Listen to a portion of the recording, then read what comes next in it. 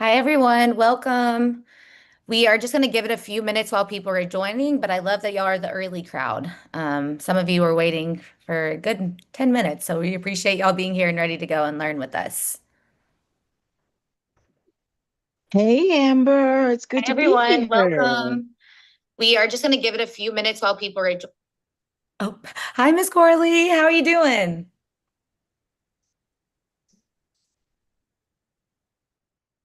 Oh, there you go. Good. And I see Stephanie. I'm so excited. We got a lot of work going on here. Yes, we do. I'm so excited to be here. We're excited to have you. As people are joining, go ahead and drop in your name in the chat and where you're calling in from. We want to see how many corners of the state that we're hitting with this call. So just name where you're calling in from, and you can just keep adding that as people are joining. I was trying to hit unmute. Sorry, Corley. It's good to see you. I'll have to catch up with you after the call. Okay. Okay. Wonderful. Who am I?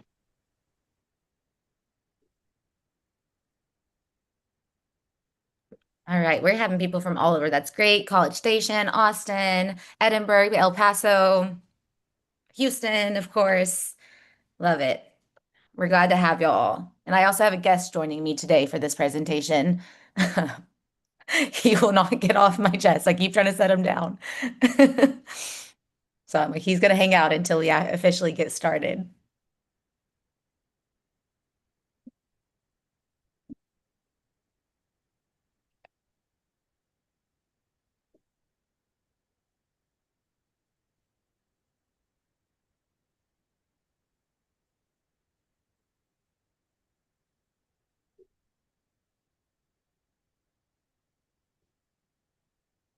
Okay, I think we're going to give it just one more minute because we do have a lot to get through, as I'm sure you're all expecting.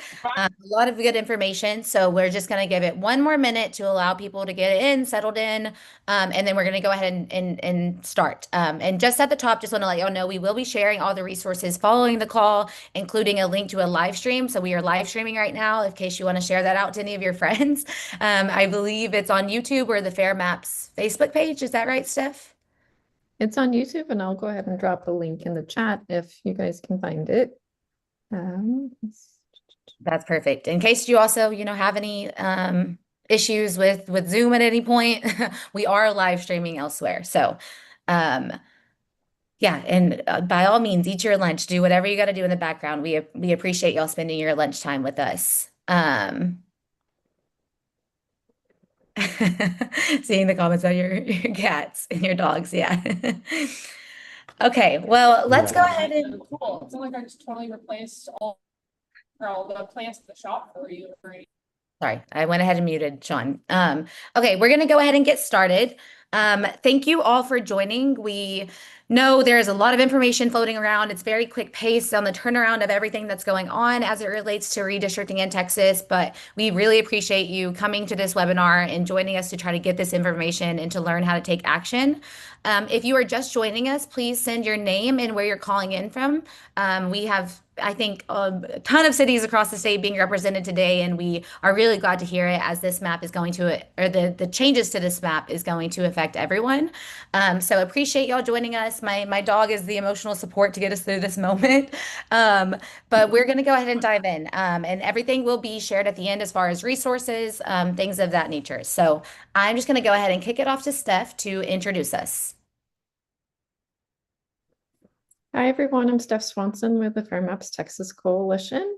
Our coalition space got started back in 2017.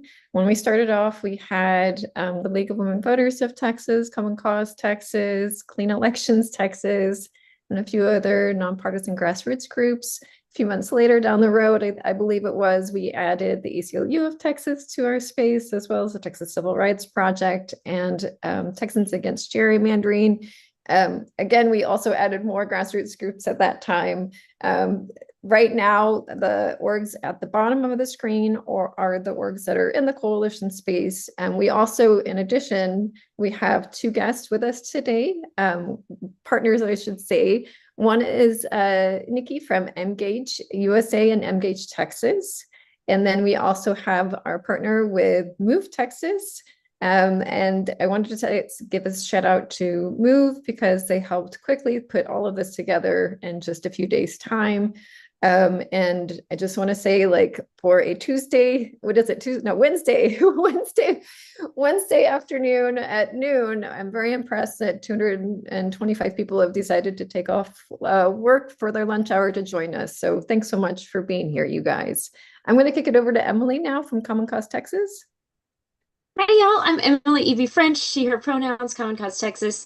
So thankful to be part of Fair Maps and be in this great coalition with folks. I'm the policy director. I just want I'm an attorney. I've been working in voting rights since 2018 at least, and I am still scared of redistricting. So if you're intimidated by all of this, don't worry, you're in good company, but we're here to get you a little less intimidated. I'm gonna pass it over to my friend Mary. Hi everyone, my name is Mary Batra, pronouns are she, hers. I am a voting rights strategist with the ACLU of Texas. I'm very happy to be here and see over 200 folks joining us today. I'll go ahead and pass it over to Nikki.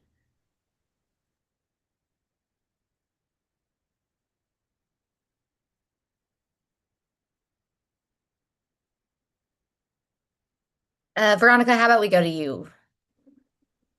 Yep, no worries. Hey, my name is Veronica Worms. I'm a voting rights policy attorney at the Texas Civil Rights Project. Pronouns are she, her. I'm based in Austin. And yeah, I'm happy to join all of you here today and to help hopefully demystify this really complex area of law so that it's digestible and you can take action. And if Nikki is around, I'll pass it to her. Nikki just texted me and said she got a call from our representative's office, so she'll be back for her portion of the presentation. Awesome. Nikki's full name is Nilofar. I'm going to slaughter her last name. I believe it's Hafizi. We'll share out all of the presentation slides, like Amber said, towards the after the call, and her name will be listed there in case you want to reach out to her with questions. Perfect. Thank you. Yeah. And just to officially introduce myself, I am Amber Mills. I'm based in Austin, but I'm from East Texas. I've lived in Dallas. So born and raised Texan, love this state. Know all the parts of it are vastly different, which is why this issue is so important. And I am with Move Texas. I think Steph already said that, but just so that y'all know. Today, we're going to be covering basically the fundamentals of redistricting. So the one-on-one of everything that you need to know as far as like terms, as well as the context of why we're doing this now in 2025 versus waiting until the 2020 or 2030, sorry, when we should be waiting after the census. We'll talk about why it matters and then ending off on just how to take action through a couple of ways, which we're going to come back to this, but just to start so that you have an idea. I'm sure you've seen a lot of these dates floating around, but there are 3 House hearings scheduled in person. So these are as soon as tomorrow for Austin. So I know there was a lot of Austin people joining from the chat. Austin is going to have its hearing tomorrow at 2 p.m. At the Texas Capitol. Houston is taking place in person at the University of Houston on Saturday, the 26th at 11 a.m. And then we have DFW at the University of Texas at Arlington. I'm a UTA alum, so Mav up if anyone else is from UTA here. And that one is going to be at 5 p.m. So late after work, hope a lot of people can join and attend. But we will get into the specifics of these a little bit more later.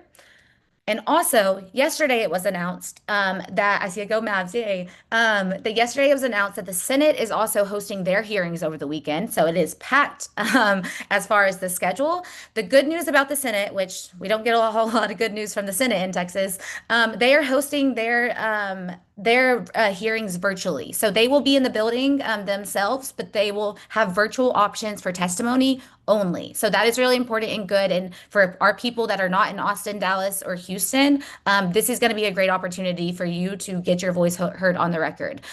They are dividing it up by region. So Austin, San Antonio, and RGV is going to be on Friday. DFW on Saturday, Houston on Monday, and then El Paso and the Panhandle on Tuesday. And again, more to come on that at the end of the presentation. But I will go ahead and pass it to Veronica to get into the details of it all.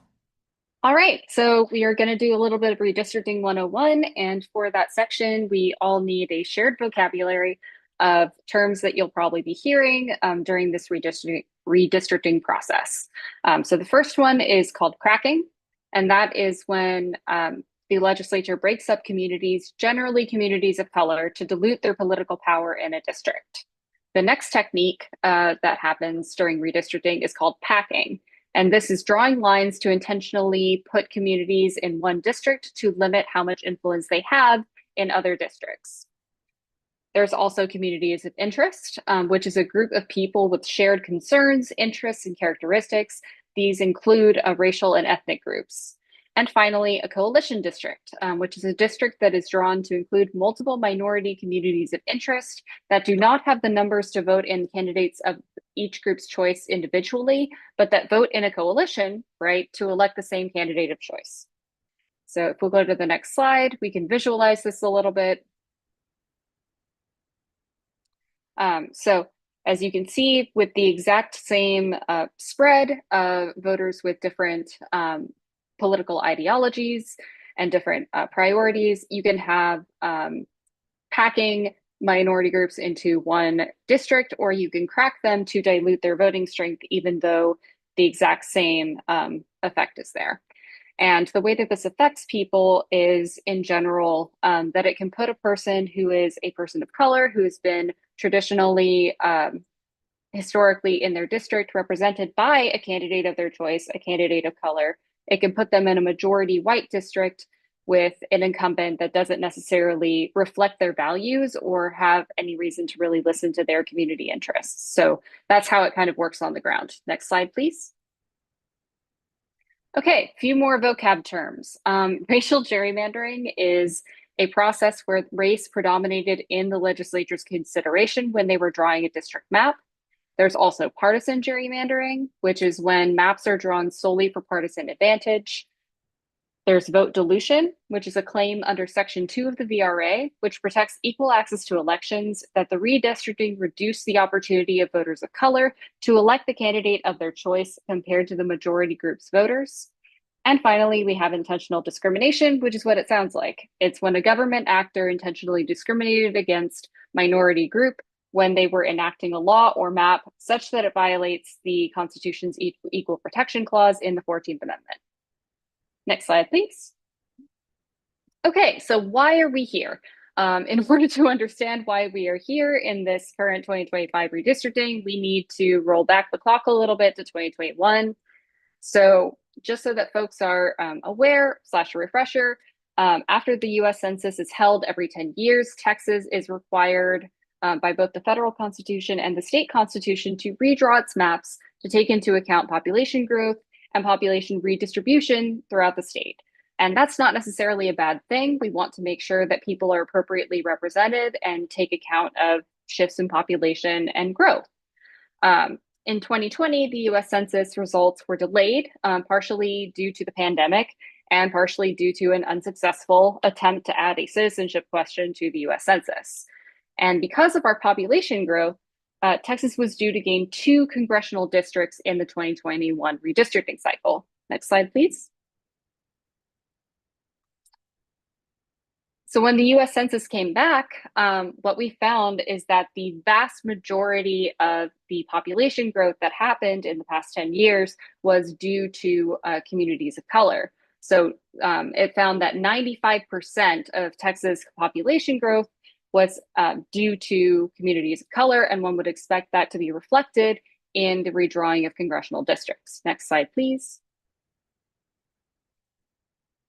And this is just a slide that breaks down the different demographic groups and how each population grew relative to the 2010 population, with Hispanic Texans having the greatest number of in population growth, but substantial gains in both the Black and Asian American communities as well. Next slide. Okay, so despite that immense growth in communities of color across the state, the legislature drew maps that deprive many individuals of color the opportunity to elect candidates of their choice. So in 2021, civil rights groups and the Department of Justice brought lawsuits to invalidate those maps under Section 2 of the Voting Rights Act on the ground that they impermissibly drew maps that deprived communities of color fair representation. There were also groups involved in those lawsuits that brought claims of intentional discrimination and racial gerrymandering in violation of the 14th Amendment as well. Now, Texas's defense throughout this entire legal battle has been that it drew the maps race blind, i.e. that they were only drawing the maps for partisan advantage and not taking into account race when they drew the maps. Next slide, please. Okay, so in order to understand what happened next, I'm going to give you a super brief legal landscape crash course on what law applies to redistricting in Texas right now. So in 2013, Shelby County v. Holder was a Supreme Court decision that invalidated the pre-clearance formula in the VRA that subjected certain states to government oversight when they passed election laws and redistricting maps. Now, what that means essentially is that whenever a state like Texas that had a history of discrimination against certain minority groups, whenever they passed an election law or a redistricting map, the federal government would pre-clear, right? They would review and then either give it the okay or say, no, you need to go back to the drawing board with this, any maps or election laws to make sure that minorities were not being disenfranchised. That formula was invalidated. So states no longer go through pre-clearance with their redistricting maps or election laws. And that's part of why we've seen this increase in vote dilution claims, et cetera, in the redistricting landscape. Another case to know is Russia v. Common Cause in 2019. This is where the US Supreme Court declared that partisan gerrymandering is a non-justiciable political question. What the heck does that mean? That means that essentially the Supreme Court has said, hey, the federal courts cannot interfere with what's going on in the political branches with gerrymandering. So the political process is the vehicle for people to remedy problems in the political process. Very helpful as usual from the Supreme Court. Next case is Alexander v. South Carolina. This was in 2024.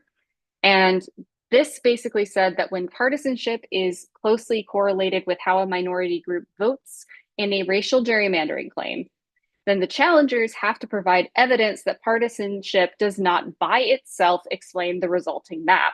And providing an alternate map is crucial to proving that. So what does that mean? It basically means that if you're someone suing, saying that the maps are discriminatory, you have to provide evidence that the legislature could achieve the exact same partisan breakdown that they were going for in a district while giving more representation to minority groups, which is a very high standard, very high bar, makes things a lot more difficult. Final case is Peteway v. Galveston County. This is a Fifth Circuit case, which is the federal circuit that Texas is part of. And this overruled precedent that the VRA Section 2 protects coalition districts. This case is ongoing in district court, but basically this means that, as we'll go into in a second, coalition districts in the Fifth Circuit are no longer protected under the VRA. Next slide, please. Okay, so to answer the question of why we are redistricting now, in March of 2025, the DOJ withdrew its claims in the current Texas redistricting lawsuit once the Trump administration took over the case. Around June 9th, Trump officials began to push for Texas lawmakers to redraw the congressional districts. And on July 7th, the DOJ sent a letter to state leadership claiming that because coalition districts are not protected after Peteway, that Galveston case, 3 existing Black Latino coalition congressional districts and 1 majority Latino district are considered unconstitutional racial gerrymanders. On July 9th, the governor called this special session in light of those constitutional concerns that the DOJ outlined. Next slide, please. Okay, so big takeaways from all of this are that coalition districts, number 1, are not illegal under the VRA. All that the Fifth Circuit decided is that they are not required by the Voting Rights Act. The Fair Maps Coalition, in response to the DOJ's letter, sent state leaders a letter outlining that the state cannot have it both ways, i.e., they cannot redraw the maps for impermissible racial considerations while simultaneously claiming that the maps are drawn race blind. There's no other legal reason. Oh, sorry. There's no other legal reason to do mid-decade redistricting. Period. End of statement. It's unjust and improper to redraw these maps while there's ongoing federal court litigation to determine whether the current maps violate state law or federal law. And finally, rushing through this process in 30 days without regional hearings and using 2020 data, which is inherently 5 years old, is not going to result in fair maps with proper consideration for community interests. Next slide, please. Veronica, your video is frozen. Okay. Oh, fun. Let me.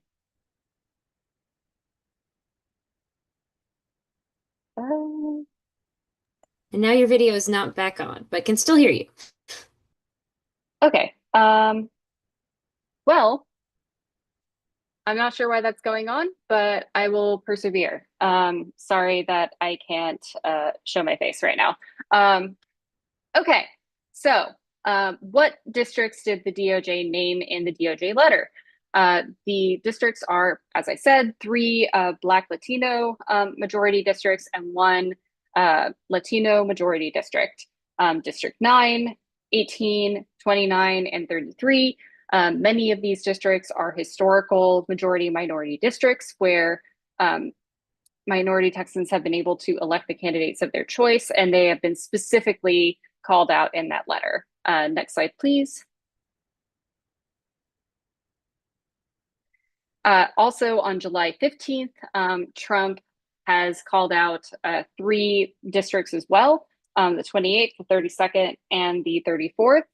These are also majority minority districts, and they span the Rio Grande Valley up to San Antonio, the DFW area, and South Texas.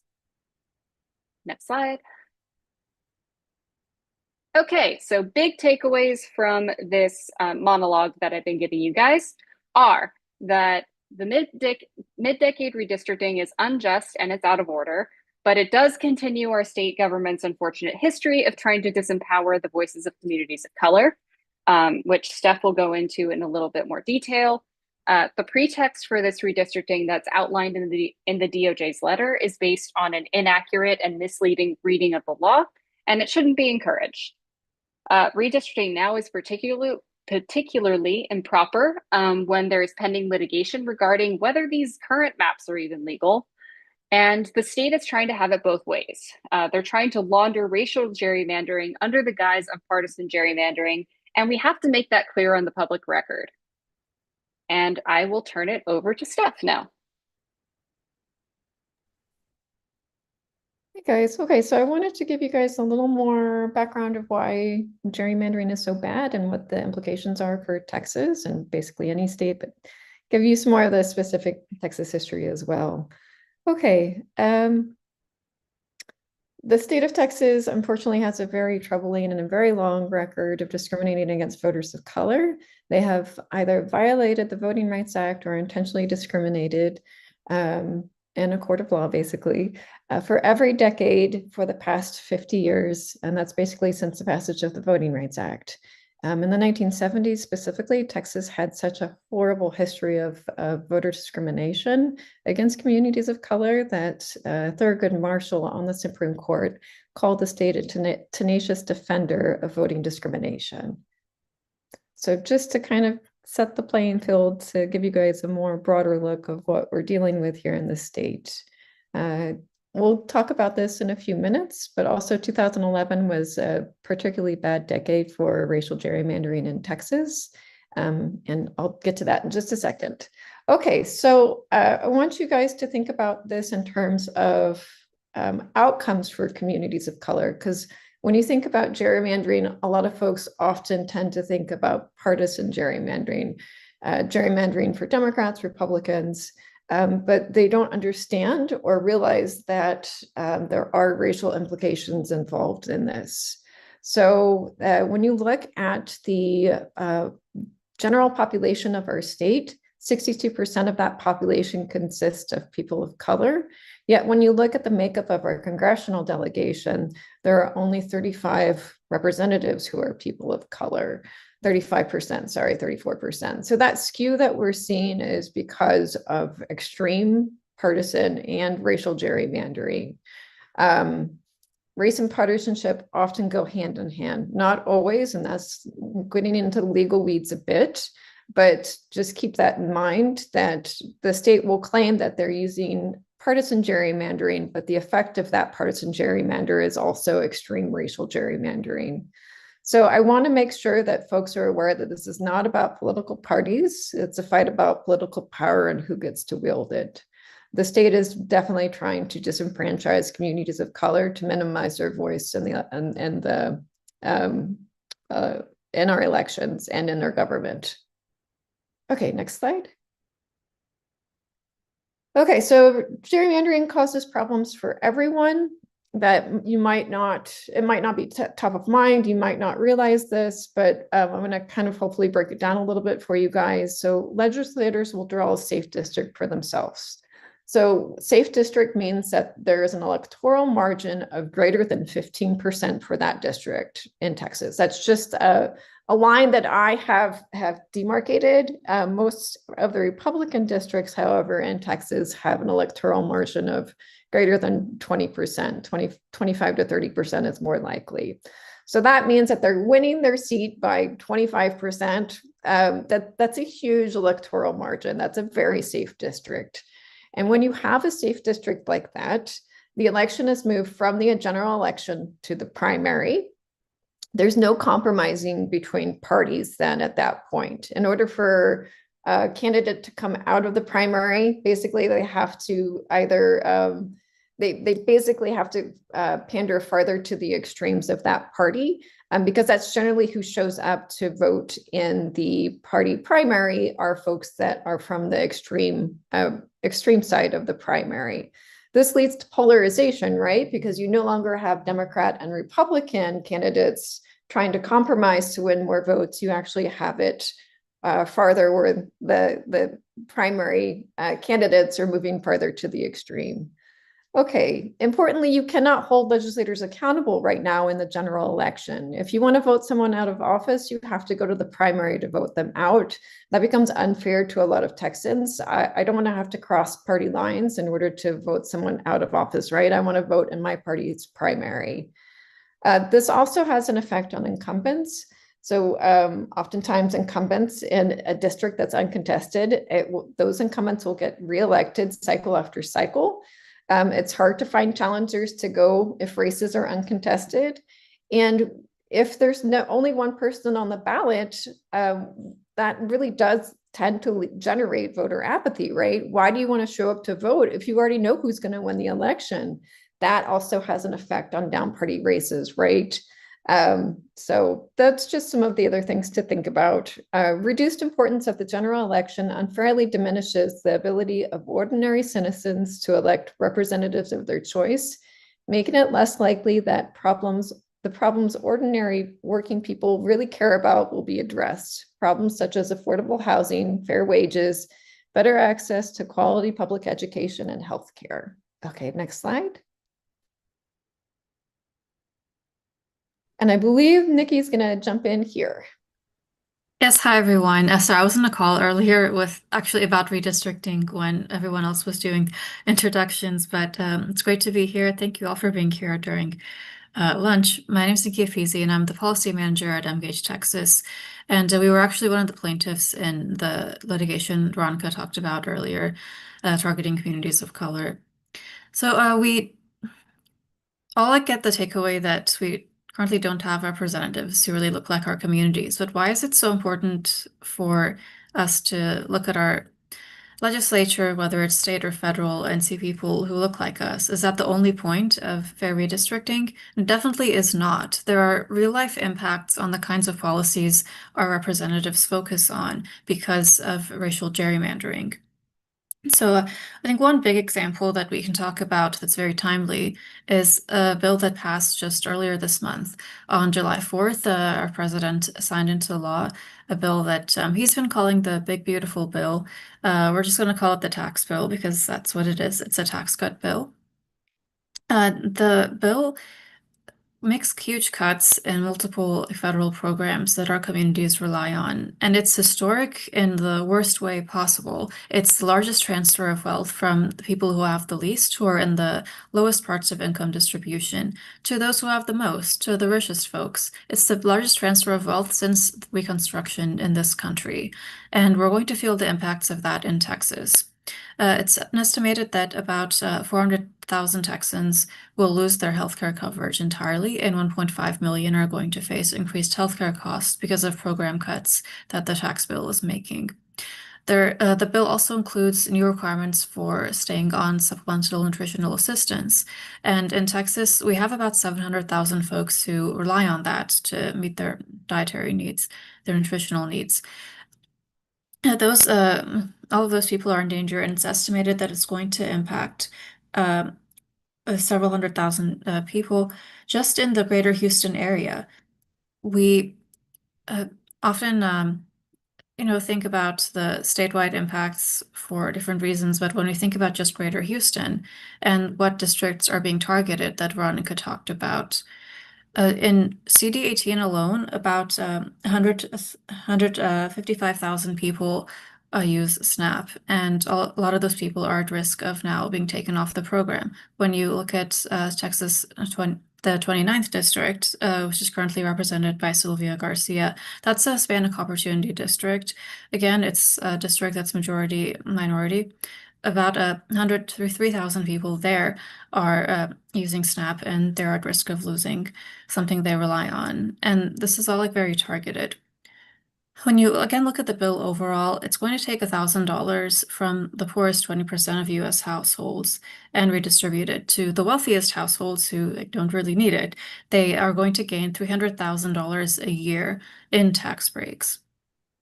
The Yale and University of Pennsylvania have done a study to explore the impacts of poverty and death, and it's estimated that because of just this bill, an additional 51,000 people per year are going to die once this tax cut bill takes effect. That's on top of the people who already die from poverty every year in this country, which is estimated to be around 300,000 people a year. And in terms of policies that a lot of people don't agree with, we all know immigration is a pretty controversial issue in Texas. There are a lot of different views on it, but there is not majority support in our state for the way that immigrant community raids are being carried out right now. And what this bill does is it invests $150 billion in immigration enforcement to support ICE so they can raid immigrant communities. And that amount is staggering because it will make ICE larger than the militaries of many countries. Why is this important, and why is it related to gerrymandering? When you look at how our delegation in Texas voted, a lot of the representatives who are, I hate to say it, but it's true, a lot of the white representatives voted for this, and a lot of the representatives who themselves are from communities of color, who represent communities of color, did not vote for this. So we see that disconnect between what our state wants and what our congressional delegation is doing. Next slide, please. We also can see the effects of gerrymandering going back a couple of years in how our state's delegation approached another national issue of voter suppression and whether or not the 2020 election was in fact free and fair. A lot of credible sources have said, of course, it was a free and fair, secure election. The Trump appointee at the time, who was working on election security, announced that the 2020 election was fairly conducted and that the result was that Joe Biden won and Donald Trump lost. A lot of people did not, of course, accept that, and our state played a big role in that. Our state attorney general was a leading voice in trying to overturn the election results and throw out people's votes.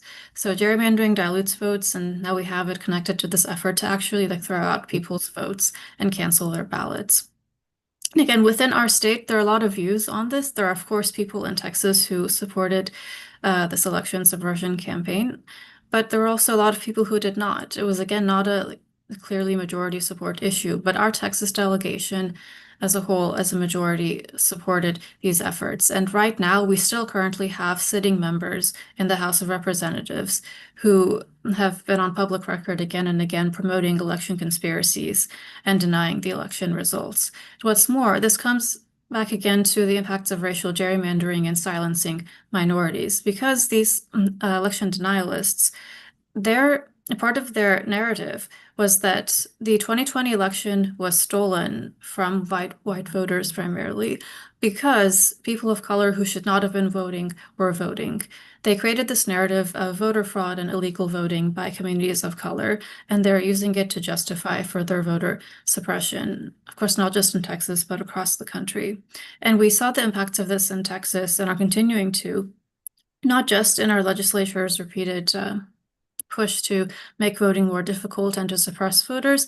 We also saw it in how our state officials behave. Last year, our Attorney General went on a very targeted campaign against voters of color and organizations that help voters of color get registered by claiming that they were involved in illegal voting and voter fraud and helping non-citizens vote. And he and his election investigation team went and actually raided at least two organizations that work with voters of color.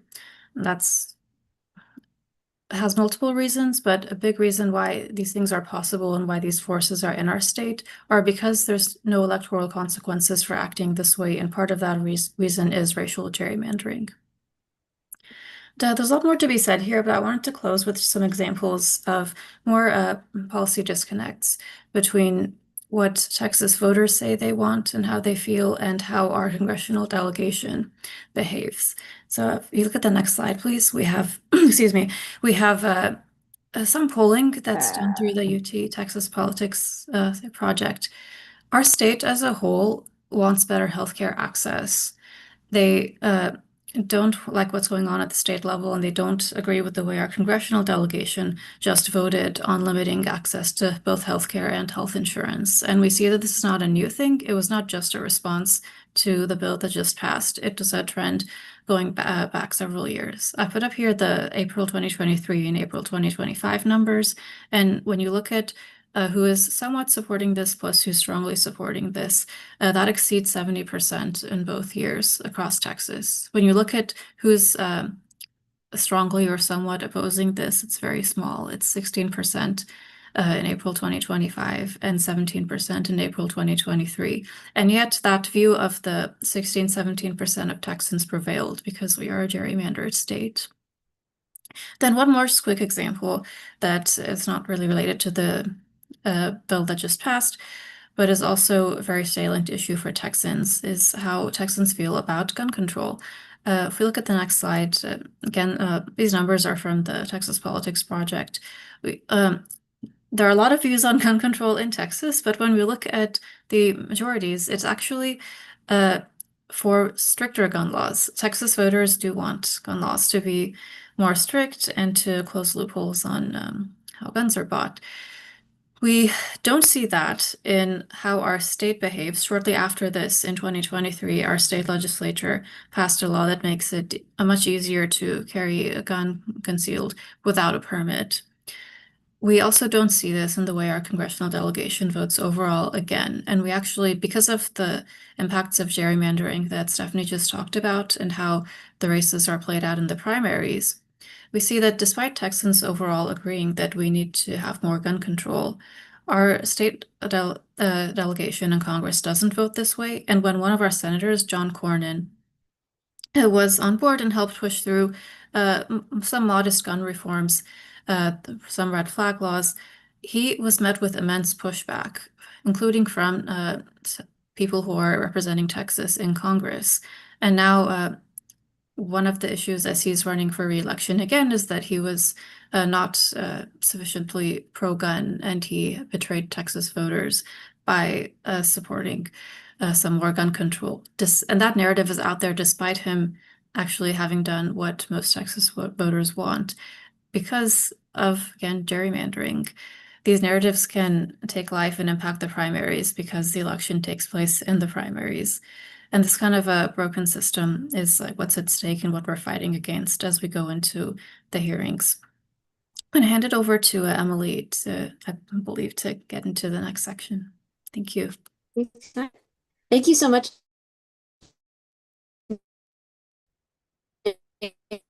Okay, a lot of really good other people about it. Oh, I'm getting that my internet connection is unstable. If I'm breaking up, drop it in the chat or somebody, Amber, let me know. It broke up, but you're good now. So you need. Okay, cool. I love to hear that I'm good. I was just fishing for that. The good news, so the testifying at the Texas legislature can seem really intimidating. And I know a lot of folks are probably not like dying to do public speaking all the time. You're probably not like, yeah, I really want to go down and wait for a couple hours so that I can yell at my representatives. But I want y'all to know that there are totally like different comfort levels available to you in this process. If you are comfortable going down in person and testifying, you can do that. If you are more comfortable testifying over Zoom, you can do that. If you are more comfortable just making an online comment, you can do that. I'm going to help you figure out how to sort of draft whatever you want to say in whatever medium you want to say it. The other big thing is that I want y'all to remember that the representatives work for you, right? Like you pay their salary. They are supposed to be doing what you have asked them to do. We're worried that we don't have as much representative democracy as we want, but this is a chance for you guys to be represented, to make them represent you by going and telling them what you think. So if you're like, I have no idea where to start with testimony, here are some places to start. Who are you? They'll call you if you get to testify. If you want to testify, they will call your name. They might mispronounce it. They often say Emily Ebby French, and so they call you down, and you go down and you say, "Hi, my name's Emily Eby French," and you can kind of pronounce it right back at them, and they will ask you, are you here to testify? What are you here to testify on? Redistricting, stuff like that. But start with just my name's Emily French. If I didn't work in voting rights, I would say, I'm Emily E.B. French. I'm a lawyer here in Texas. I'm a lifelong Texan. Greeting the committee, saying, I live in North Austin. My congressional district is yada, yada, yada. You can look up your congressional district pretty easily at that link, and we'll share all these resources out. Or you can just Google, what is my congressional district? It can be a little confusing because you're going to the state legislature to talk to them about how they're redrawing the U.S. legislature, specifically the House seats. Remember, you'll be talking to state legislators, but it'll be about your U.S. congressional House. I know that's confusing. You don't have to be an expert to testify. You should voice your concerns about, and I've seen a lot of these concerns voiced really well in the chat already. You're worried about the lack of transparency. You're worried about how rushed this process is. You're worried that they're not coming to your area of the state, right? Like they're going to Dallas, Houston, and Austin, but they're not going, well, Arlington, Houston, and Austin. They're not going to the RGV. They're not going to Lubbock. They're not going to Tyler, Texas. They're not visiting Amarillo, let them know you think that they should be doing more for this process because it's so rushed. Voice your concerns about racial discrimination. Again, I've seen a lot of folks in the chat with like a very clear-eyed, exactly correct view of like Texas is trying to break up Black and Brown communities' power.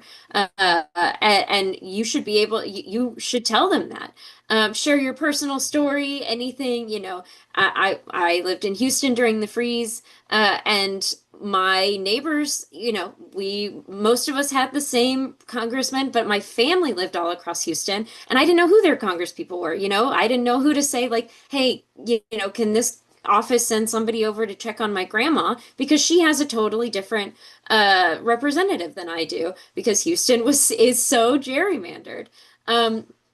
Asking for time for the court case to conclude. As many folks have mentioned, our maps are still being litigated from 2021.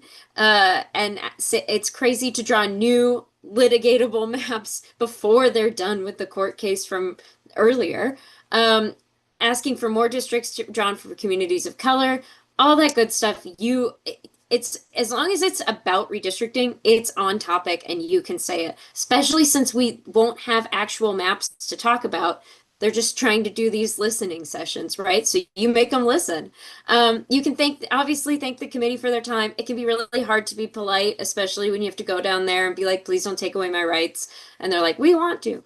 But it is important to be polite, and we can go to the rallies beforehand and yell, and then we go in and the picture of politeness, which is very annoying, and I'm sorry it has to be that way, but also I've seen people get kicked out of a committee room for being less than polite, and I don't want that to happen to y'all.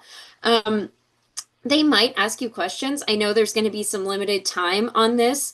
If you get questions that you want to answer, you can absolutely answer them. If you get questions you're not interested in answering, you can just say, no, I don't know. I'll have to look it up. I can't answer that.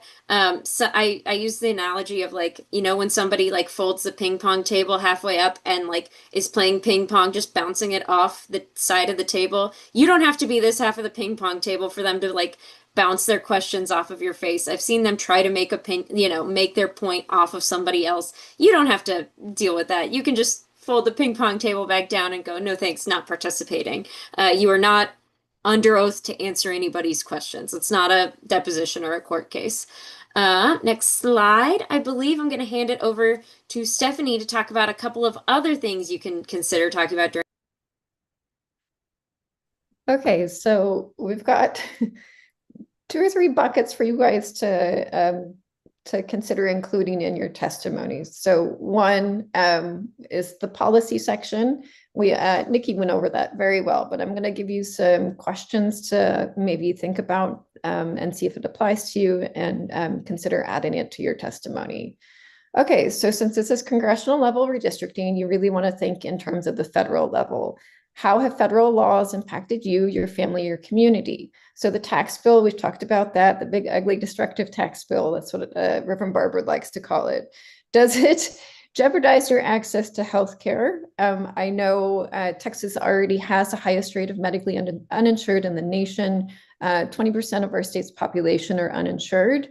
And I know that we had already stated some facts from the previous slide that 400,000 people in the state are in jeopardy of being kicked off the rolls, and another 1.5 million face increased costs associated with that healthcare coverage. Does this maybe impact your community? For example, Harris County. I know Harris County continuously has a difficulty receiving healthcare coverage, despite being one of the best providers, right? They have the medical center down there, one of the best medical centers in the entire world. That being said, there are a lot of folks in the county that don't have access to good quality health care. And with more people now being potentially kicked off the Medicaid rolls by this new tax bill, that's going to put further stress on your local county's resources, right? They're going to have to then figure out how to provide healthcare to these folks that are coming to flood these county healthcare centers. Again, maybe you're going to be impacted by the SNAP cuts. A huge percentage of folks in the Houston area, again, are likely to be impacted. 700,000 people stand to possibly be impacted by those cuts. Maybe just the economic uncertainty right now has stressed your pocketbook at home, and it's difficult for you to put food on the table. That's also something that you can talk about. We also mentioned intimidation of immigrant communities and the ICE raids. I want to just preface that with just a warning to be careful. We don't want to get anyone on anyone's ICE list or anything like that. If you feel comfortable with saying and speaking on that issue, you are more than welcome to do so. Just be cognizant, like I said. Okay. There's also a bunch of DOGE cuts that maybe this might be impacting you or your family. I know, for example, in Fort Bend right now, there is a large nonprofit organization that got a grant and funding from the federal government to expand after-school programs in Fort Bend County for little ones. And it's part of the Head Start program. But we also know that Head Start was on the chopping block with DOGE. So that potentially that new program could be taken away from the community. That would be something to mention or talk about. Have your parents, do your parents rely on Social Security? My parents do. My mom tells me every day on the phone as well. They better not be coming after my Social Security. I worked for it, I earned it, I paid into it. she's also concerned if she has problems in the future calling in because they have reduced the amount of employees at the Social Security office working, and now there are huge lines associated with getting just basic, simple help, right? Also, another thing that might be top of mind is weather prediction services. With the devastating floods in Carr County, there's still a lot of uncertainty as to whether or not the cuts that the Trump administration made to the weather forecasting services, if that impacted the ability of the county to get notice and get word out to the folks who were impacted by those devastating floods. Again, with disaster relief, FEMA, the Houston area, Houston is constantly, continuously being barraged by hurricanes and floods. I know Beryl last year made a huge impact, and there are folks still trying to rebuild and recover from all of that. So maybe to you, the loss of FEMA is something that is very significant and it will have an impact on your daily life. That would be something else to discuss. And PBS, NPR, right? Those are another thing, another area that cuts are going to be coming. Maybe you have a little one who loves watching PBS in the afternoon. Maybe you use NPR like I do for my trusted news source, right? Non-biased news source. So those are just things to consider adding and talking about in your testimony. And that might be a way to wrap in some policy ideas to really show folks on the committee that these congressional policies are making an impact on your daily life. And this is why you need better representation, not worse, not less. Okay, next slide. Emily, I think it's back to you. Back to me. Yes. Sorry, I was answering a question in the chat. I'll go quick. There is a time limit. There will be 2 minutes for each person to testify. That's right. You, as a valuable constituent of the ledge, only get 120 seconds to say everything about your community before they redraw the lines around you. Still, you can get a lot done in 2 minutes. It's about 250 to 350 words. Always prepare what you want to say. I know there are some great extemporaneous speakers who can just go in and like preach a sermon. I have never been one of those, and I'm always going to write out or type on my phone what I need to say. Whether you're in person or virtual, you can read your typed stuff if you would like to. Practice what you want to say. Make sure you fit in the time limit. There will be a beep that warns you you've got a minute or 30 seconds. I'm not sure which one it will be. There'll be one like beep and a yellow light probably when you're coming up on your time. Just talk right on through that first beep, and then a repeated beep to tell you when your time is up. Wherever you are, just finish your sentence, and they will probably cut you off if you aren't clearly winding down at the end of your time. There's still going to be a lot of logistical unknowns. We're not sure how like signups are going to work. We're not sure how they're going to balance Zoom and in-person testimony for this Austin hearing tomorrow. But ask for help. If you recognize any of us who have spoken will be around. There will be people there to help, and we can spread the word through Signal chats and things like that. And you can submit written comment to the House at that link. We'll share a bunch of links out at the end of how you can submit written comment if you want to do that. Next slide, please.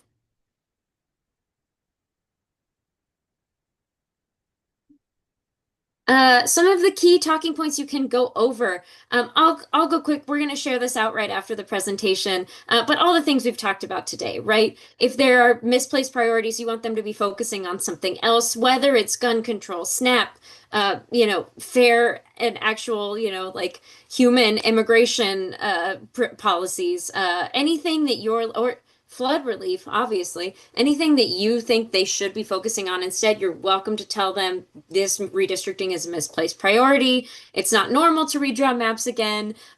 We have a history of discrimination and they better not do it again, even though we know they will. Communities of color being split up, deeply flawed, untransparent process. If you're like on this call, like, hey, wait, why is that the process? That doesn't make any sense. That's messed up. You can tell them that, respectfully, but you can tell them this process is messed up, not transparent. Voice your complaints. Also, partisan gerrymandering, technically it might be legal because of the way the courts are reading the law, but that doesn't mean it's fair. Those elections that are decided in the primary that Steph was talking about earlier, that's messed up. Elections should be decided in the elections, and you're welcome to bring that up to them. Next slide. Thanks. Steph is going to go over this website with y'all real quick, but I will just say there's so many resources. Do not get too stressed about including everything, but you can pull from anything for your 2 minutes. Okay, so the other thing we were going to talk about is a fair and open campaign. And this is going, I remember I'm talking about buckets. So the first bucket is to talk about how the maps are going to impact you at the federal level with federal policies. Two other bucket areas, I'm going to kind of combine them into one. The first thing that we definitely want folks to call out is that you believe that these maps will racially discriminate. And that's just the truth of the matter. The 4 districts that they've targeted in the DOJ's letter are majority minority districts. In fact, Congressional District 18 was Barbara Jordan's district back in the 1970s. Barbara Jordan was one of the first Black women in Congress. That district has performed continuously over the past, 40 years now? Mickey Leland, Sheila Jackson Lee, come on, stacked up, ready to go. We got all of the big hitters in there. For them to come in and intentionally break up those communities within that district and in that area is just wrong. This is racial discrimination. So we want folks to call that out as much as possible. The state, unfortunately, has a very long history of discriminating against voters of color. In 2011, in the federal court proceedings, the federal judges called it out. They said in 2011, the state drew election maps that intentionally discriminated against voters of color. They noted that there was an exclusion of minority member and public input despite the minority population growth. There's misleading information, there's secrecy and closed door process, and there was a rush process. So that court, that 3-judge panel, ordered the state to hold a fair and open redistricting process. So back in 2020, the Fair Maps Texas Coalition put this campaign together, and we shared it with folks to include these talking points in your testimony. So that was very popular in 2021, so popular that we have like a video montage of testimony. If you guys have time to go back and check that out, it's on the website. But we also want to share those talking points right now because what the state is doing in this 2025 redistricting cycle is very reminiscent of 2011, very reminiscent of 2021. This time it's worse though. This time in 2025, right now, there's no maps. Why are they holding these public hearings if they haven't showed the public what the maps are going to be? Does that really mean that they're going to be listening to your input, that your input is going to be reflected in the maps? That is one of the demands that we have to make. And yes, these are demands. I want folks going in there and I want folks being very clear. These are demands. This is what a fair and open process should look like. So also pointing out that the House, they were only going to allow testimony at these hearings for 5 hours. That's unacceptable. That is absolutely unacceptable. The public has a right to provide testimony and comment. We are constituents. That's part of our constitutional rights to address your elected officials. For them to cut off testimony really does show that there is discriminatory intent and that they're trying to limit our participation and public comment around these maps. So we've noted that as well. Do not limit public testimony. Another talking point, do not discriminate against voters of color. It's shameful and it's blatant racial discrimination. We want at least 5 days to review the maps. Right now, there are no maps, but also another thing that's concerning is that they've given us 3 days before the first hearing is called. That's not nearly enough time to notify the public that these hearings are taking place. I'm so glad so many of you are on the call right now, but that's not an effective way of notifying other organizations in the community. It's not enough time to review the maps for sure. Those maps are very complicated and it takes voting rights attorneys multiple days to do the proper analysis to make sure that the maps apply and uphold the Voting Rights Act. 5 days is a minimum, really, it should be more like 2 weeks. We also want 5 days to review any proposed changes, again, because those maps are difficult to analyze. We want them to provide an analysis of how new maps impact historically disenfranchised communities of color. And we want them to keep all documents, written communications, and emails, text messages, draft maps. They're government officials. This should be open to the public. we should be able to understand what their thought process was. This also comes from the fact that the Senate chair for the redistricting committee, Senator Phil King, is now formerly with ALEC. ALEC is the American Legislative Exchange Council. They are a special interest group that held a panel with Cleta Mitchell back in 2019 or 2020. And on that panel, Cleta Mitchell, who is a rabid election denial organizer, she told the legislators and the participants in that room to destroy your email communications so you don't leave a written record behind. Phil King was on that panel with her. So we definitely want folks to come in and call that out and to uplift that and say, this is public government, right? This is our government. All of your communications and emails, your thought process should be made known. Another tab I wanted to quickly point out to you guys. Sorry, my dogs are going crazy in the background.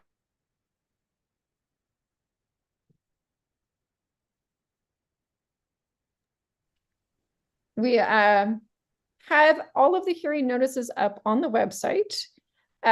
So if you need a quick place to find it, fairmapstexas.org.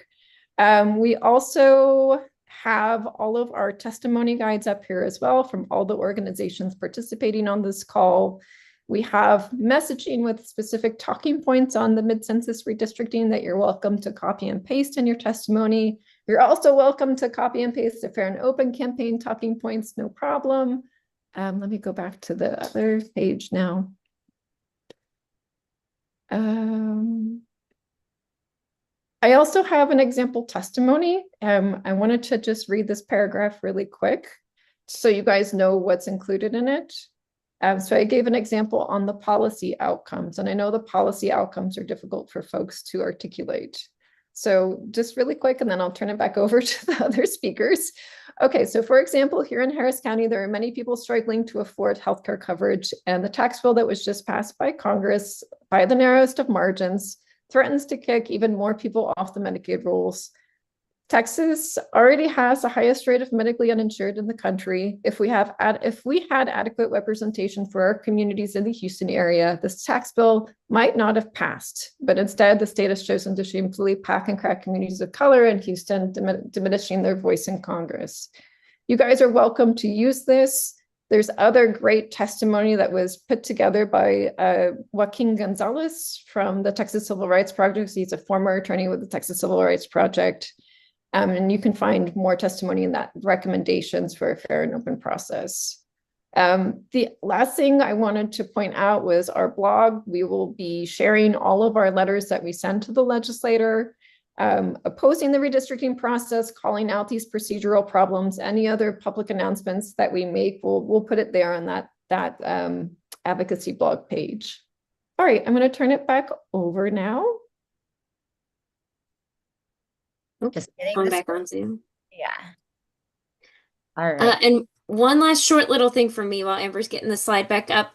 We have a little tool. If all of this is really overwhelming and you're like, I wish this was just like a Mad Lib, we have a little Mad Lib tool as well. Amber, we can't see the presentation. I think it's just your desktop. Okay, let me try. Just a little uncomfortable, I always feel like my desktop is, showing way too much of myself. But we made a little Mad Lib. If you just want to like fill in what you want, if you do use the Mad Lib, you have to promise to change it because obviously we can't all be giving the same testimony for 5 hours. But this link, I'll drop this in the chat if you want to just get a good starting point. That's all for me. And now I turn it over to, I believe, my wonderful colleague, Mary. Hi everyone. Thanks again for sticking around. Really appreciate it. And for taking in all this info. Just a reminder, we will be sending out all of this info, the slide deck and all the links we bring up, including what I'm about to talk about right after this. So the House and the Senate are, even though they operate in the same building, they don't work together to a fault in that they are operating these hearings differently. And some folks have dropped in the chat some information on how to officially register for these hearings, but I'm just going to give a quick overview. For the House tomorrow, there is their regional field hearings, but as stated in the hearing postings, and I think you mentioned before, if you don't live in like the specific districts that are listed out, you definitely can still participate in these hearings from if you're in all over the state. So for tomorrow, there is a virtual option as well available. That registration is going to close at 2 p.m. Today. But if that is something that if you're, in different parts of the state, you can't make it to Austin or to Houston or to DFW, and you really want to give your testimony to the House Redistricting Committee, you can register today for that. However, they are limiting testimony to 5 hours for each of these hearings. So there is a chance that you may not be able to speak. We still want a very strong presence for folks to show up and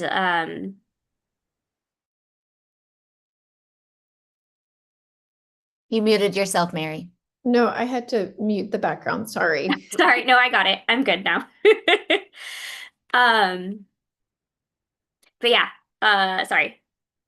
So for the House, we can go to the next slide, actually. I can explain a little bit more. For Austin, Houston, and Arlington, you can testify in person, and registration's typically on site. However, if you do want to testify virtually, that deadline is at 2 p.m. today. This Zoom link is here. We can drop it in the chat to register. Also noted, you can submit public comment electronically. And that will be open until the hearings are adjourned. It's going to be a little bit different on the Senate side, but those are for the House committee hearings over the next few days. You can go to the next slide. For the Senate hearings, they are operating a little bit differently. They are technically regional hearings. Starting Friday, going on to Saturday, Monday, and Tuesday. And they are being held at the Capitol, except it is only going to be virtual testimony. The registration for this is going to be a little bit different. The registration closes 12 hours before the start of each hearing. And so I guess tomorrow with the House hearing, it's like a 24-hour notice to register virtually. For all these Senate ones, it's a 12-hour difference, a 12-hour deadline. If you're not able to testify at one of these, you can always testify at like the next one. And so that is also an option. Can we go to the next slide? There is a specific Zoom link to register for that. I believe the Senate has, a confirmation that they want you to check off. I haven't gone through the House process yet, so I don't know if the House has like an affirmation that you sign. Usually when you register at the Capitol, a position or anything, there is like a little like affirmation that you check that you are the person giving the testimony. However, one of the other differences for submitting a public comment is for the Senate side, they've stated that they will have this public comment open throughout the entire redistricting process. So if you have, think of something else that you want to say after, the last hearing on Monday, or you have more folks that you've mobilized to also, testify or, speak up against, this redistricting process, they can also submit comments on the Senate side. I do also want to stress that it is very much possible and encouraged to testify for both the House and the Senate hearings. They are a different set of legislators. They are in different chambers, but they both work for you.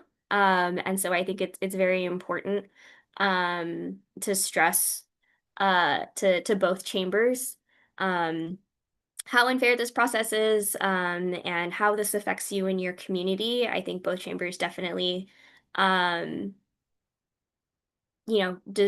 should hear from you. Um, and you can use the same testimony or you can change it up or submit public comments on both ends. But um, those are both options. And then also just a flag that for Saturday and Monday there will be two hearings happening at the same time or during the same period. But once again, if you can't make one of the Senate ones, there's a little bit more flexibility on how you can join on that.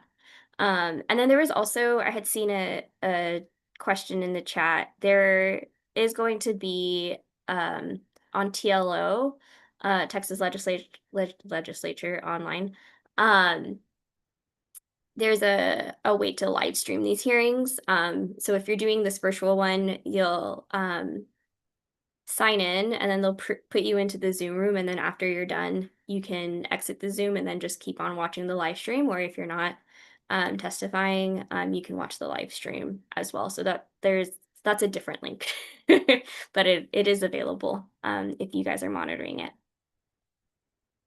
And I think those were the biggest nuances. I think one more reminder is for the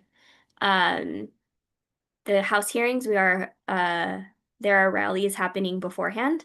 And so definitely encourage y'all to come and join us for those. And then there will also be, staff from all of our organizations, from many of our organizations present at all of these hearings to help walk you through the process. So somebody had mentioned that it's really hard to navigate the Capitol. I completely agree. I still get lost and I've spent a lot of time in there.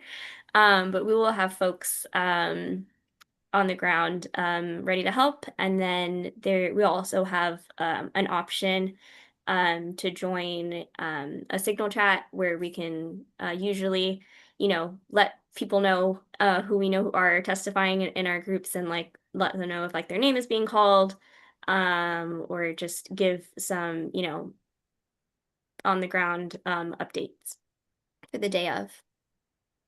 Perfect. Thank you, Mary. Yeah, absolutely. Please come out to the rally, especially tomorrow, and come to Austin if you're any of our Austin people. It's the first one of these, so we want to make it as loud and visible as possible as we lead into all of the other hearings that are upcoming. So, thank y'all. We will also just quickly go over the additional ways to make your voices heard outside of the virtual testimony options and online public comments.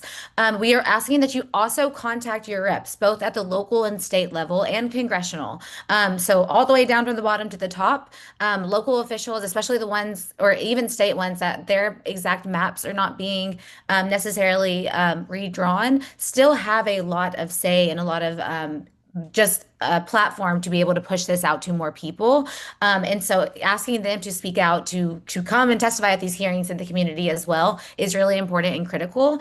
And then from now all the way till the end of session or until, and hopefully not a map is passed, we're asking that you keep the pressure on your own state reps, your senators, your House representatives, and make sure that they fight for you, fight for fair representation, and to keep your community together. So that's something that you can do multiple times. It doesn't have to be just once. It can be anytime throughout this process. So those are a big ask. We've said this already, but we will be sharing all of the links and resources, including the slides, the live stream, through an email that I will get out within the next 30 minutes after we get off this call, so that everyone has it and can begin preparing. But I think now we will go ahead and transition into the questions portion. We've kept track of a lot of them in the in the chat that came through, and so we'll try to answer ones that maybe we didn't get an answer to. But we also invite some of you to come off and raise your hand, which I already see one. Hazel, if you'd like to. I'm sorry if I said that wrong. You're fine. It's Hazel. But my question is, how exactly does the written testimony work? Like, does it, I know this sounds crazy, it probably doesn't get read at the event. So how does that work? How do they hear it, see it, reply to it?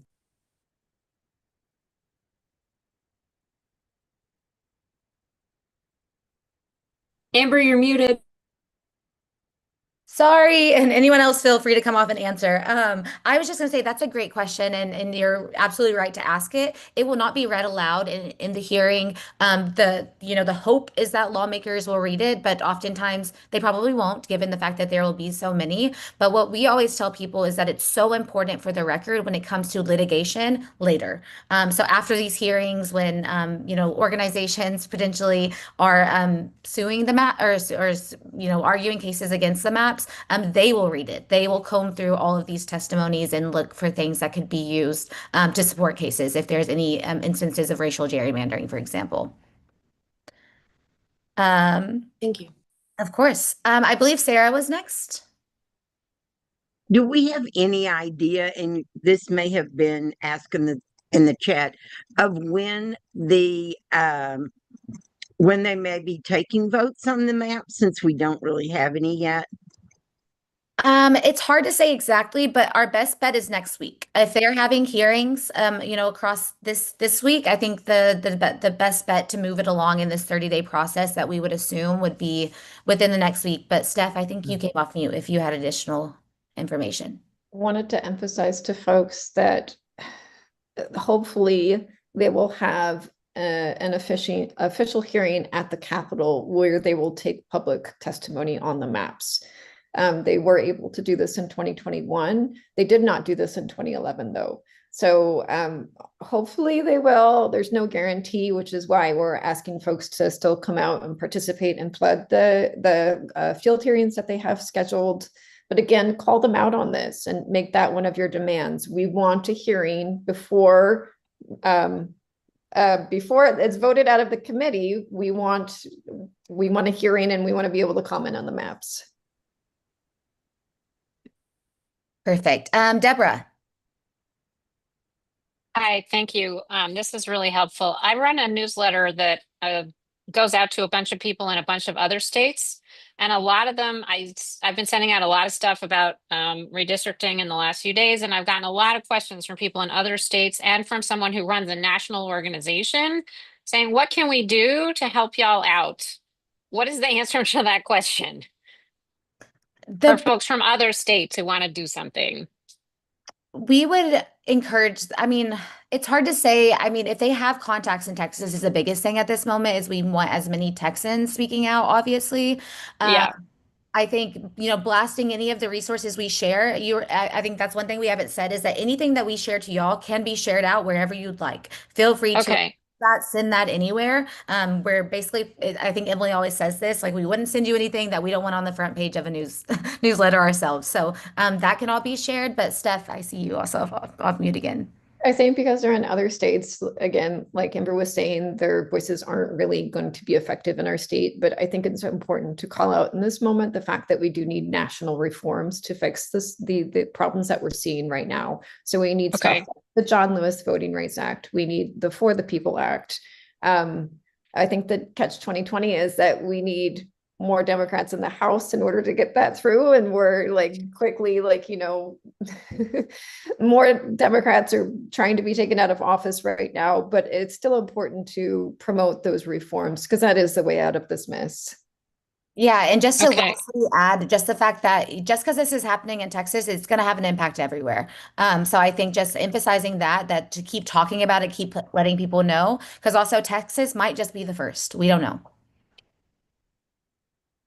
If I could add something real quick, we were on a different call in Houston earlier today, and one thing that kept coming up for the organizations was that they have folks who really want to go, but it's very expensive to get a bus together. I'm not 100% sure if this is an appropriate ask, but if someone is a national organization and they have some kind of Texas presence, if they could help organize a bus to go and pay for that bus, that would be very helpful. Okay. Perfect. Any other questions, Deborah? No, thanks. Actually, yes, somebody said organizing support organizations that are going to be litigating. Who are those organizations? The ACLU, Fair Maps, anybody else? We can't file litigation until the maps are filed. So we Yeah. don't know who's going to be litigating. I think the current plaintiffs in the litigation would be the ones to, if you wanted to make a donation to the litigation costs, that would be your best bet. And I'm not even sure which groups are still around. I know MALDEF and LULAC are still litigating. I know the NAACP and the Lawyers Committee are still around. That claim is still going. But I'm not quite sure who else and who to direct you to. Okay. One of the groups that contacted me is a coalition of indivisible groups in Alabama, and I think they're going to be they're going to really like the idea of trying to help people get on buses to try to go testify. So I think I'll push that out. Okay, I have enough to work with. Thank you. Thank you. I'm just going to quickly answer one of these questions in the chat that I've seen multiple times about dropping cards. It looks like there's no for or against on the maps, and so it's just on. I think what our best advice now would be to just submit the online public comments if you can't testify, because I think getting some sort of words into the record is what will be most helpful. But let's go to Tim.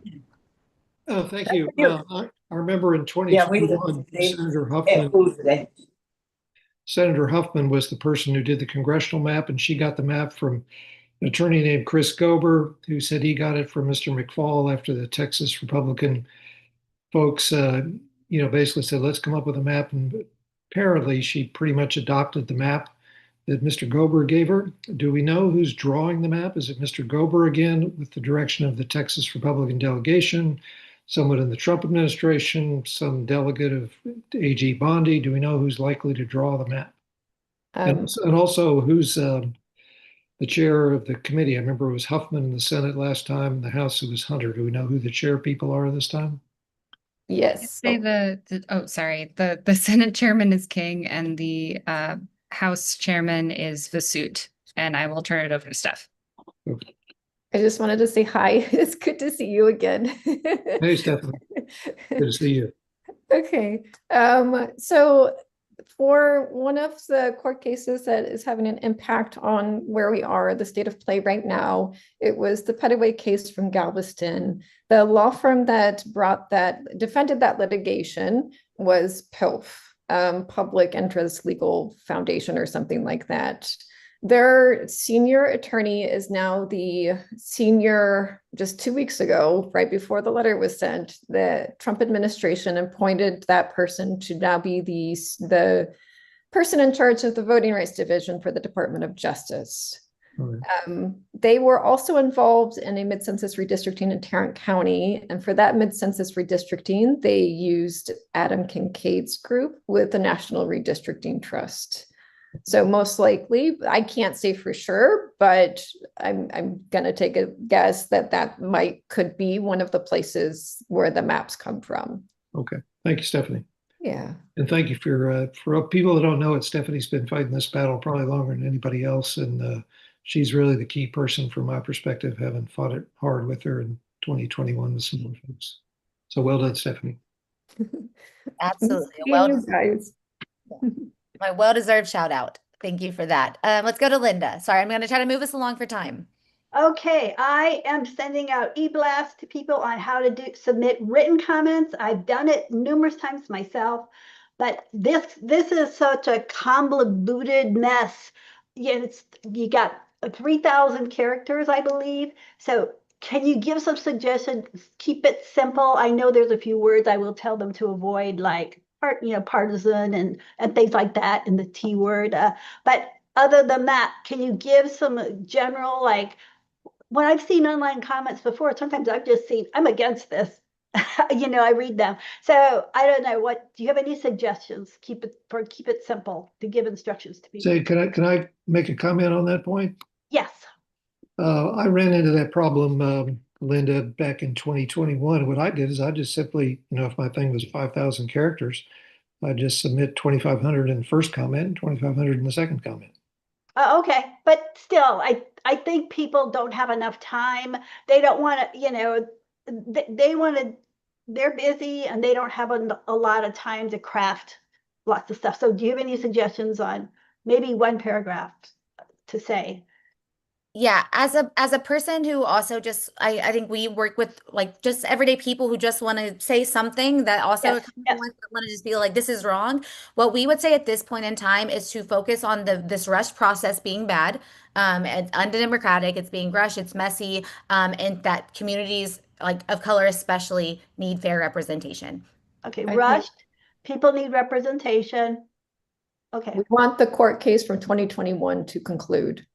I want okay, those three topics. Okay. Am I writing it down? I Great think. question. Okay, Rusk. Okay. And you can pull from the slides as well. I would say when we share the slides around, go to the key talking point section, and that would be a good reference point. Thank you. Thank you. Of course. Uniqua.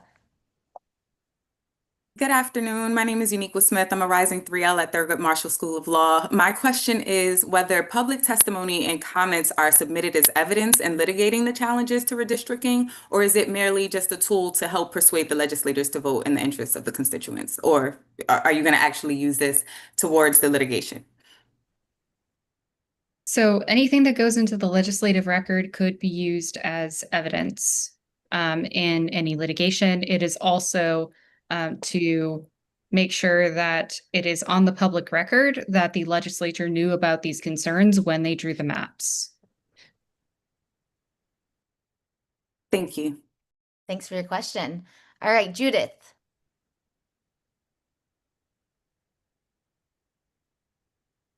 I'm sorry, and I won't take time to put my picture up there. A couple of questions real fast, and one comment just for people if they don't know. Governor Newsom has already said California will redistrict. I heard this morning that New Jersey is saying they will redistrict if Texas does this, because they both are Democratic states. So it does affect. And we've had New York Times and CNN coverage already, and I'm sure all over the state of Texas, like for the rally tomorrow. So all of this is important. But my question is, because I'm confused, y'all went so fast, which I understand why. I kind of know this, but maybe it'll help explain the difference between the three public hearings and the legislative meetings, when we can testify, how we can testify, and tell me, someone else put it in the chat too, what closes at 2:00 today? What registration? Mary, can you tell me what the registration closed? I don't know that one. Yeah, you're fine. Okay, so there are two types of hearings going on. And the two hearings are House Redistricting Committee public hearings, and then there's Senate redistricting hearings. For today, what's closing at 2, the House hearing for Austin is the only one that's going to accept a virtual testimony. So if you want to testify in front of the House Redistricting Committee, and you can only do it virtually, the deadline to do that, to register to do that, is at 2 p.m. today. Okay, so but if you want to testify publicly, like you're going to be there tomorrow, you can still do that tomorrow? Yes. Yeah. Okay. For all of the House hearings, you have the ability to be there in person. Okay, but this is the quote public hearing. It's not like the committee where they call witnesses and so forth. I mean, invite. So they will probably have their own witnesses at the beginning.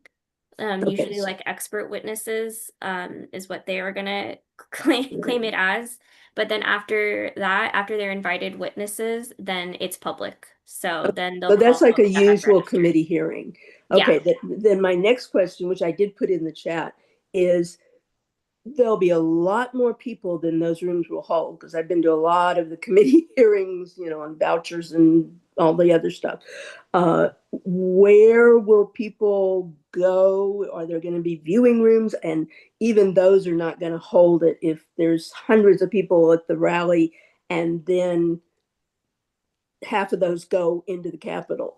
Yeah, great question. There will likely be an overflow room that, the staff putting together, like the clerk's office will put aside, but then we also have some rooms reserved for advocates and, people who are waiting to testify.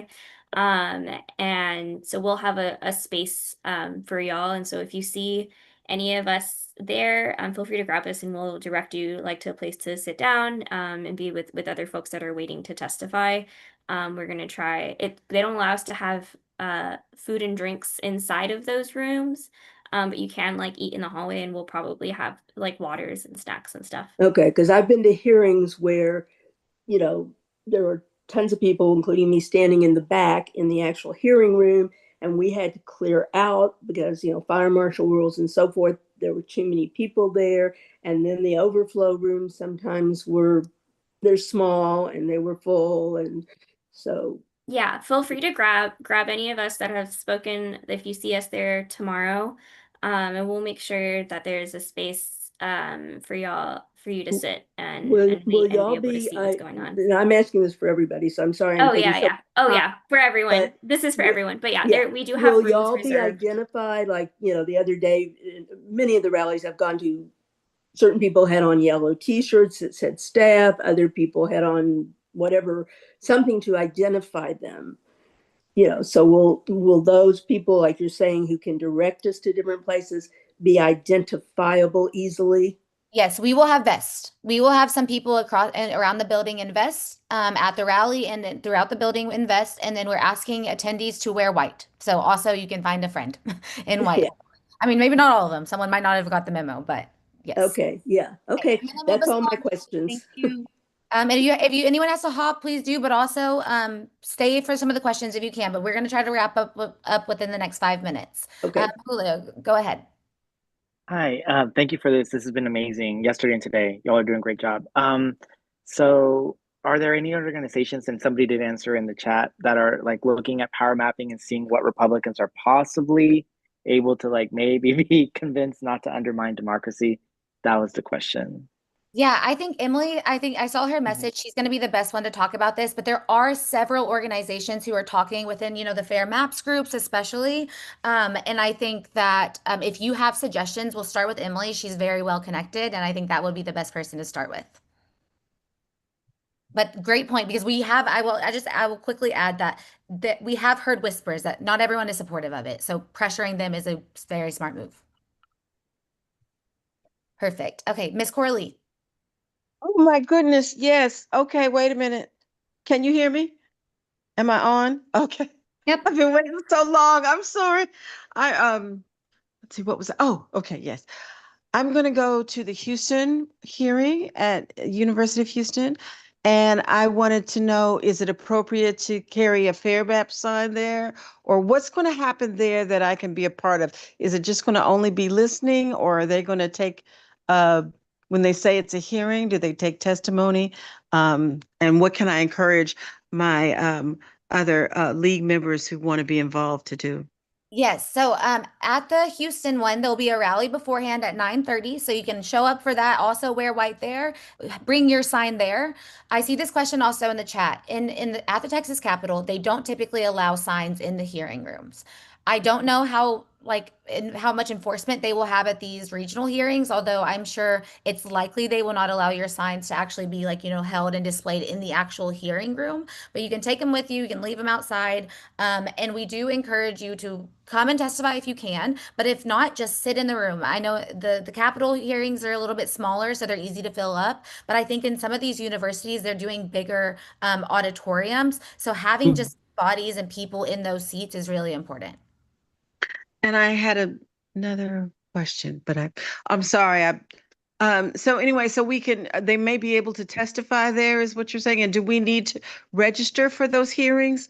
We were wanting to know if that was necessary to get in, because, Not to get in, you should be able, I mean, don't quote me if they for some reason do something not right, but you should be able to just go in. Anyone should be welcome to. It's a public hearing. But to testify, you will have to register.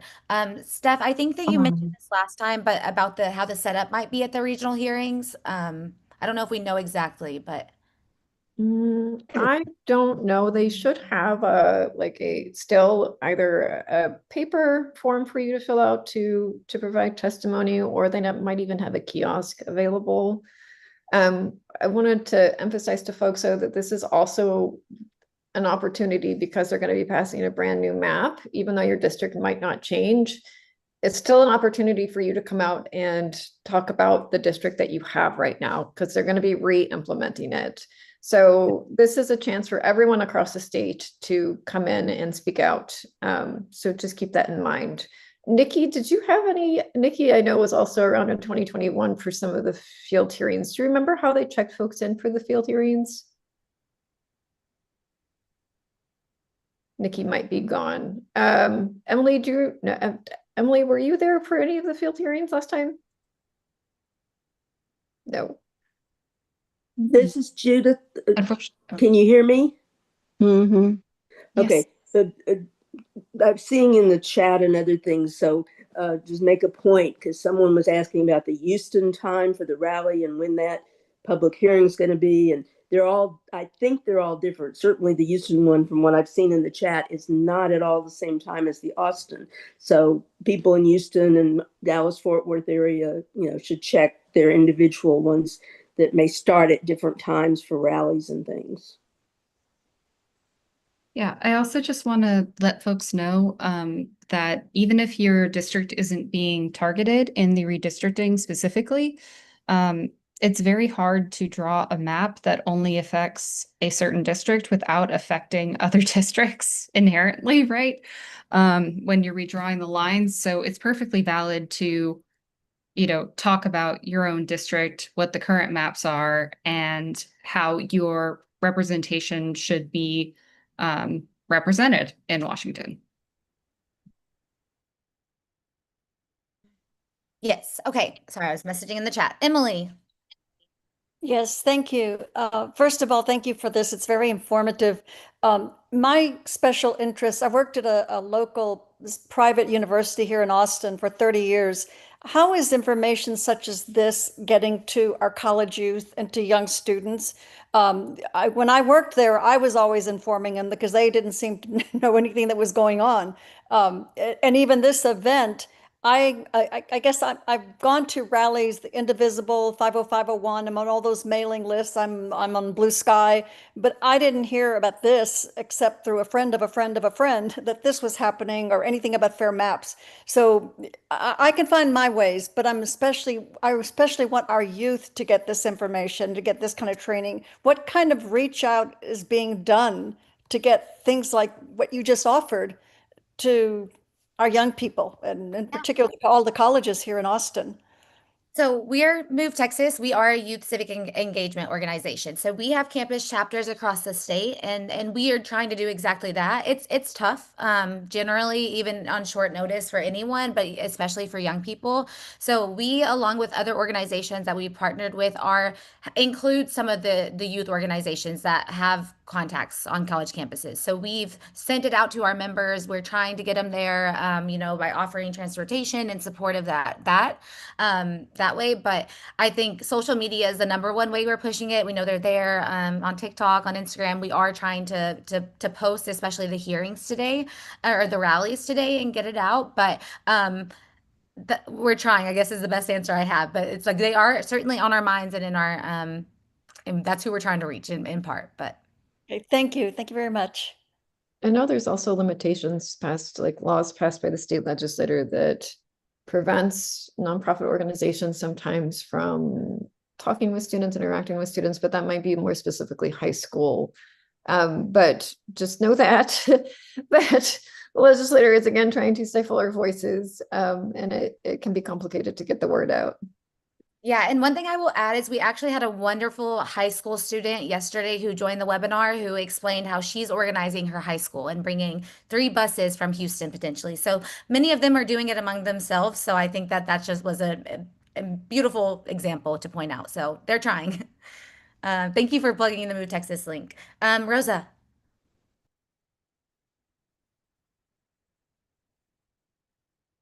Okay, I had to unmute myself, sorry. Regarding the testimony that we should maybe in writing possibly, or even when we do it in person, I think we should provide solutions like the independent redistricting committee and tell them we demand that, an independent redistricting committee, and also demand that they allow us to put petitions, to have petitions by citizens to vote on, because we don't, I think Texas is one of the states that doesn't allow voters to be able to petition, to be able to put stuff on ballots. Is that correct? Yes, we do not have an initiative process here in Texas. Our organization can definitely endorse the Independent Redistricting Commission. That is a model and a solution out of this mess 100%. But I don't know if we've like collectively talked about the initiative process and whether or not we can endorse that. So that would be up to you guys to discuss or to weigh in on yourselves. But yes, those are definitely two things that you can mention in testimony. Okay, and yeah, those two things. Wait a minute. Okay, also the fact that what they're doing is instead of voters choosing their representatives, the representatives are choosing their voters. So that's something to bring up. I think I'm going to bring up in my writing or my whenever, because I'm not in the state right now. I'm out of state, so I'm doing this virtually. This training from out of state. I'll be back on Monday, but I plan to write in my comment for the House and possibly go to one of the Senate ones. I mean, I'm sorry, do the virtual because it's only virtual for Senate. Is that correct? Yeah, there's a virtual Austin one tomorrow, but I would say just the time, right, on Friday, but the Senate ones absolutely would be a good one to try to do. Okay. All right. Well, thank you. Thank you. You appreciate it. And yes, your talking point about voters choosing their leaders is important. Okay, Jill. Hi, I joined a little late, so apologies if y'all have touched on this, but thank you so much for this messaging. It's fantastic. But I did have a question. One of the things that we've taken away, I'm a chair with Travis County Democratic Party, is to emphasize the fact that these legislators are focusing on redrawing these maps ahead of better flood infrastructure. I mean, the point is to kind of shame them and get them to do that first to buy the Democrats some more time. And I was wondering if that was getting incorporated into the messaging that you all are advocating. Yes, absolutely. Oh, go ahead, Veronica, please. Oh, yeah, I was going to co-sign that. Yes, absolutely. We support addressing the actual needs of Texans, like disaster relief ahead of this unjust redistricting. We are all nonpartisan organizations here, so do not take any position on, what Democrats are doing specifically, but we do absolutely support the disaster relief coming, before any of this unjust redrawing process. Yes. And I know this wasn't this is not directly tied to this, but since you asked, we are also encouraging people to email separately as Move Texas, the Lieutenant Governor and Speaker of the House, to make sure that they prioritize it as well. So that's something that could be done in the meantime, because that's one thing that our young people especially care about is just the climate. So thank you for that. Great. Thanks. All right, Barbara, close us out. Okay. First, do I understand correctly that the hearings they're having now are on whether or not to redistrict? But I want to say my second question is, why is it important to get a decision on the current lawsuit before they decide whether or not to redistrict? I'd like to know that. Steph, I'm going to give that to you. So I'm really bad at taking questions sequentially. I forget. My memory is just like, whoop. Can you repeat the first question? Do it one by one. Do I understand correctly that the hearings this week are on whether or not to redistrict? No, the governor has decided we're redistricting. We have already showed up. The legislators in session. They've adopted rules. They're ready to go. They've formed the redistricting committee. So 100% they're going to redistrict. I understand that it's almost a foregone conclusion that they will. But didn't the governor set up this special session to get the legislature to decide to redistrict? No, it's his call. That's what I'm saying. He's the one that made that decision. It's his call. Yeah, Okay. it's really confusing. So whenever the governor calls a special session, he sets the only items that the legislature can consider during that special session. One Right. of those items is redistricting. Okay. So when you say you're going to consider redistricting, doesn't that mean you get to say yes or no? And if you say yes, you go ahead and do it. So in theory, what you are saying makes sense. What we are saying is that the reality is that since he has put it on the call and since they have formed these committees and they're doing these hearings, maps are going to get drawn. So the question is, what are those maps going to look like? Okay. Now, my second question is, why is it important to get a decision on the current lawsuit before they go ahead and redraw the maps? So I don't want to put a number on how many congressional districts we are short for communities of color.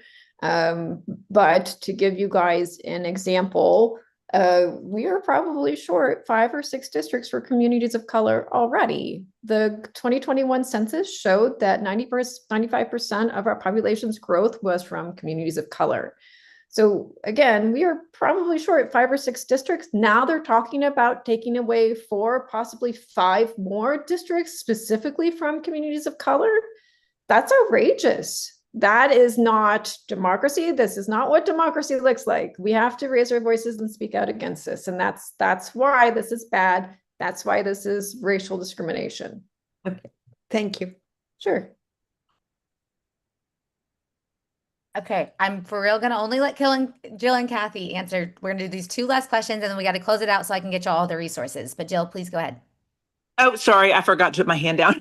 I'm Okay, good, thanks. perfect. Yes, Kathy, you are official last one. I mean that this time. Who's the last one? You. Oh, okay. Yeah, since the decision is been made to redistrict and they are drawing maps. One, who is they? And have the Democratic Party, or do you know of any other persons besides the person that doesn't live in Texas that drew the map? We learned yesterday that the person that drew the map doesn't even live in Texas. So is there anybody in Texas that will be drawing up maps for submission besides the map or maps that they may have already drawn up, and will the public get to see them? It's kind of a 2-part question. So basically, who's drawing up the maps for the congressional districts, one, and will we be able to see the maps submitted during this time? So anyone can anyone can submit a map through the redistricting website that's been posted in the chat. Members of the public can submit maps as well as interest groups, legislators, et cetera, et cetera. I don't think that we have a definitive on which legislator or who exactly is going to be drawing the maps. There are some usual suspects for people that the legislature has adopted their versions of the maps in the past. So I think that that would not be unreasonable to expect in the future. But as of right now, there have not been any legislator proposed maps that are for consideration. One of the demands that I think that we would encourage folks to make is to make sure that legislators know that we want to see the maps, and make sure that folks know that we want public hearings after the maps are published so that people have enough time to give feedback on what the legislature is considering. I hope that's helpful, and I will pass it to any of my wonderful colleagues to answer more fully. So much. I think that's great. Okay, well, thank y'all so much for coming, and 100 of you for staying after. We appreciate it so much. I promise I'm going to get this email out to y'all as soon as possible within the next 30 minutes with all of the resources that we've shared. And we just appreciate y'all for tuning in and for being here and being engaged, and hope to see many of you at the hearings, at the rallies, or your names in the comments that are submitted. So thank y'all so much.